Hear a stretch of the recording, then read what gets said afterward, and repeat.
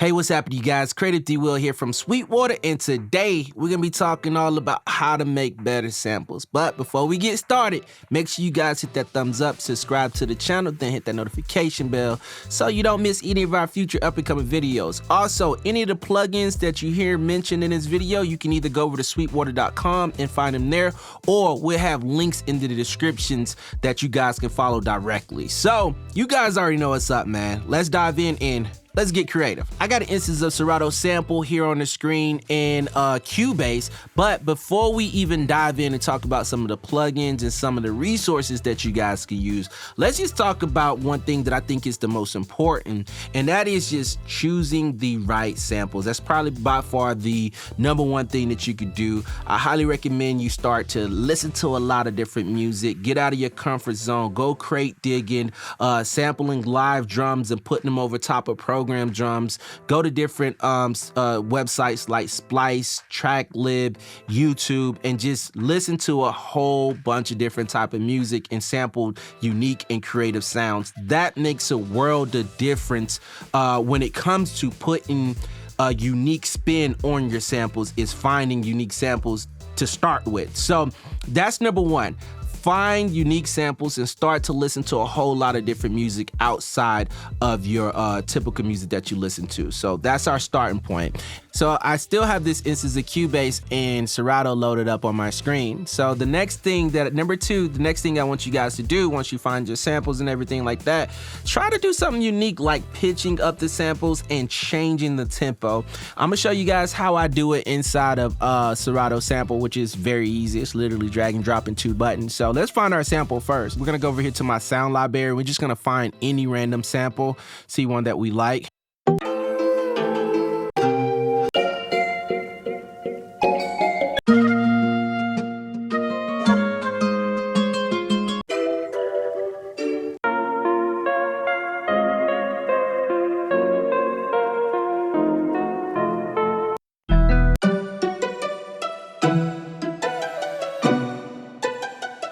Got a sample loaded up inside the Serato sample, and it detected my tempo at 74, which over here says 150, which is about the same.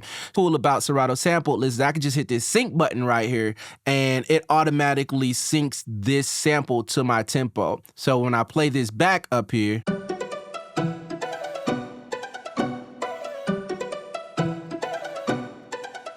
so you can see that it's super fast. Let me bring that down just a tad bit over here. Boop. And let's play this back really quick. So that's what our tempo sounds like now. This is what it sounds like before.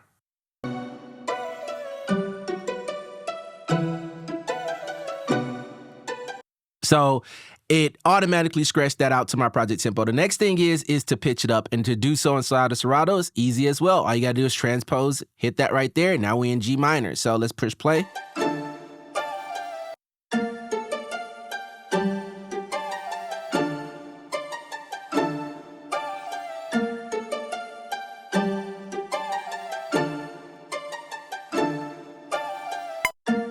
Now we got a pitched up sample, and now we have a sample that the tempo is changed. So now there's something totally different than what we started off with.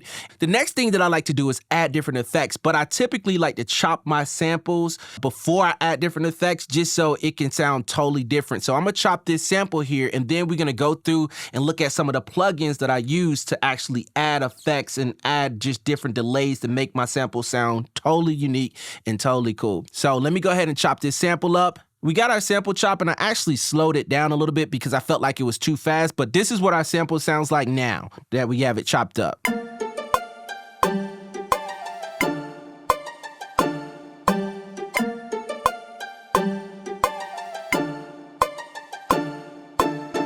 So this is where we started at.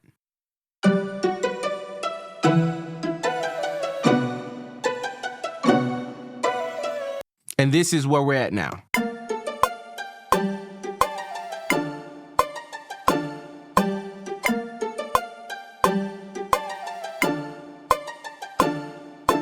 What I love about Serato sample is that we can actually go through here and affect these different sample chops individually. So I'm gonna go through here and I'm gonna halftime pretty much all of these samples really quick, and we'll see exactly what this thing sounds like And then I'm gonna add like reverse and all different types of effects to my sample just to make it sound crazy and unique. And let's push play.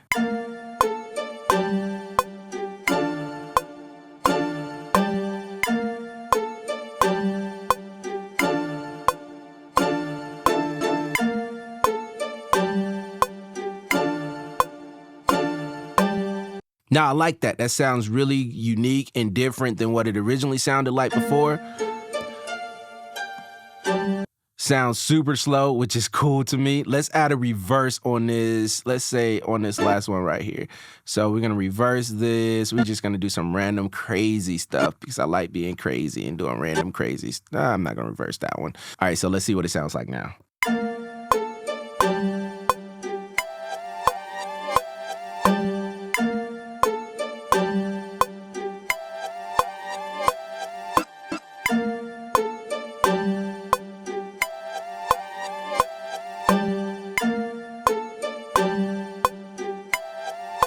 So you can see that just chopping our samples, adding a reverse effect to some of the chops, pitching it down, slowing it down, and all of that made a world of difference. So let's get even more creative, and I'm gonna add a vinyl saturation with this plugin right here, RC20. I absolutely love this plugin. Right now I'm in a vinyl 1 preset. It has a load of presets. I highly recommend you guys check out this plugin because it sounds amazing. Especially if you're doing lo-fi, then this plugin is definitely right for you. So I have it, yep, so we have it on here really quick. Let's go ahead and press play.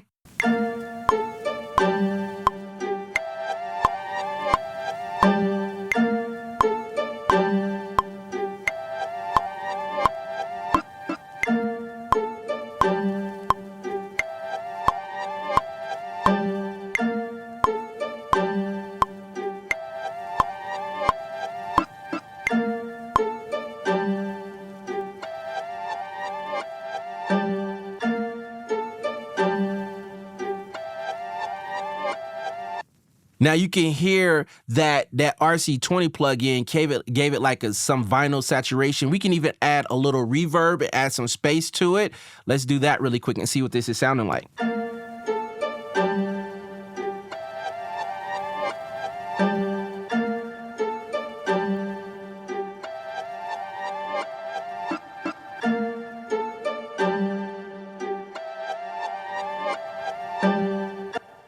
So this is where we're at now. Now let's go ahead and play that original sample that we started off with.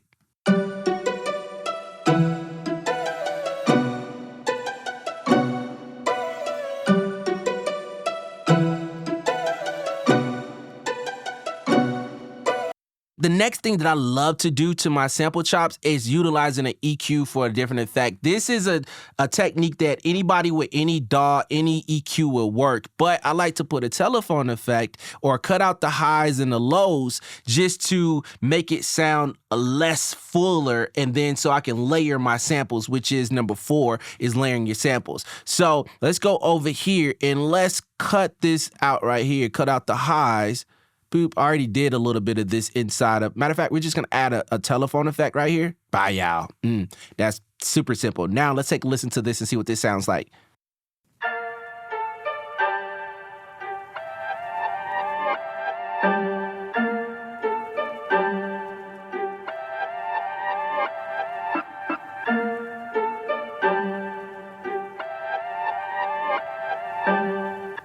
Adding that EQ and taking out all those lows and taking out those highs kind of gave it a little bit more space. So when I add or layer different things, like say for example, I don't have all of this low end on my sample. Now I can add a bass guitar, I can add an 808, a kick, and it won't sound muddy or clash with it. So when you're layering up your samples, I highly recommend you guys cut that low end out, utilize the EQ, or if you're adding another sample on top of this, then taking out the highs and just having those mids will allow for everything to have better placement in your mix, and it won't sound like you're just trying to force stuff. So this will sound like its own instrument. So this is what it sounded like before without this EQ. Let's turn Fab Filter off.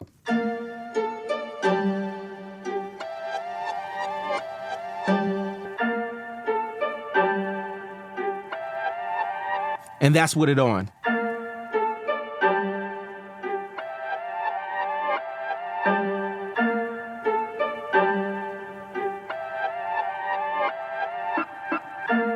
those are some quick tools that you can grab to make your sample sound different and unique whenever you're chopping your samples up. Now, the next thing that I highly recommend you guys do and explore is to automate different parameters.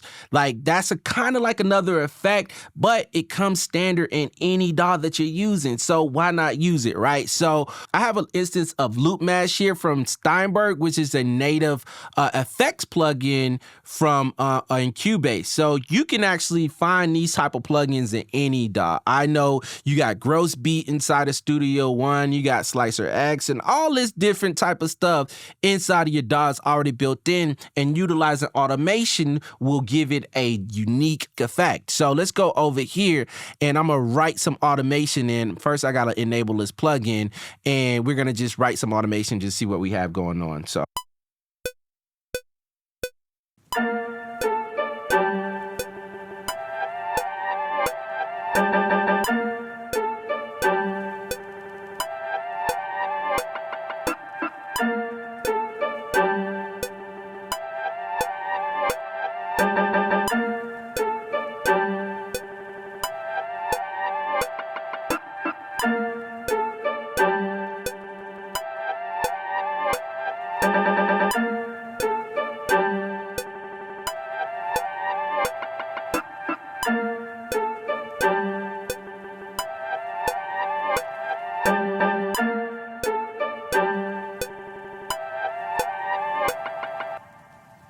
So this is what our automated signal sounds like now.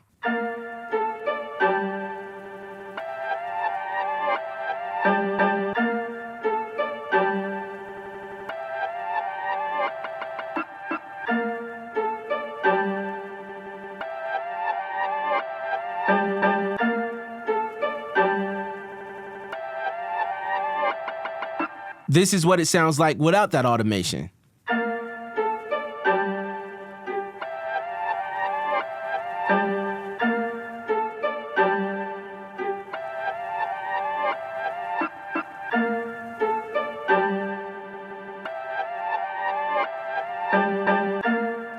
Let's see exactly where we came from. We're gonna take a listen to the original sample, and then we're gonna take a listen to every single thing that we've done to this sample to make it sound different and unique. And I hope you get a better sense of everything. So this is what it sounded like before.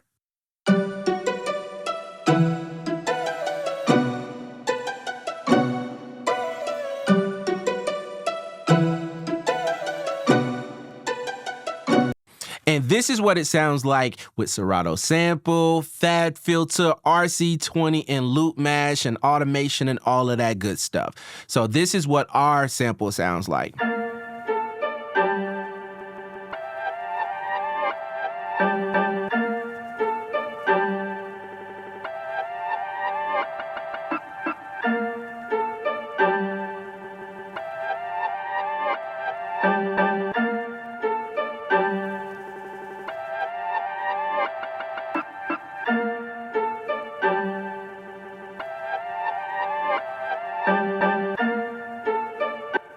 Yo, that is something totally different than what we started with, and it came from an actual sample pack. So if you don't have the resources to record different samples and to sample vinyls, you can actually pull from some of these sample packs and still get something creative. We chopped our sample up, we added EQ to it, we added automation to it. We just did a whole bunch of different stuff to make our sample sound totally different. Just don't leave it how it is.